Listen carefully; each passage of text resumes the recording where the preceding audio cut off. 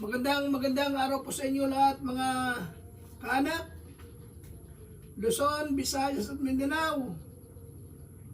Ang clan ng mga disipulo, ang clan ng mga dais, magandang araw po sa inyo lahat.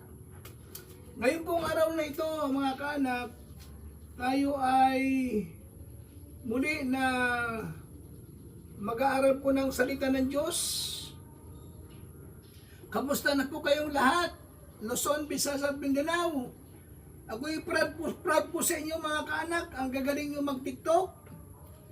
At ang husay nyo mag-TikTok. Maging yung Disipulo Clan, Dais Clan. Ang gagaling po ninyo mga kaanak. Ngayon pong araw nito mga kaanak, sa ating pagkapatuloy ay inanyahan ko po kayo lahat na tayo po ay sama-sama na manalangin sa ating Panginoon at sa ating pong pagsisimula, kung mari po ay tayong lahat po ay yumuko at tayong lahat ay mananalangin sa ating Panginoon. Hallelujah Jesus. Purihin ang Panginoon. Hallelujah. Dakila ka Panginoon. Hallelujah Jesus. Maraming salamat po. Hallelujah. Hallelujah, Jesus. O Amang Banal Makapangyarihan sa lahat,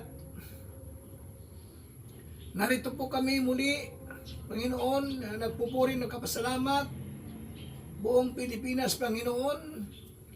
At kami po ay narito ngayon pong hapon na muli po na mag-aaral po ng iyong mga salita.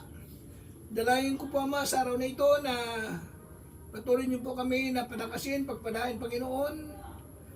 At kasihan niyo po kami ng iyong banal na espiritu sa amin pong pag-aaral ng iyong mga salita.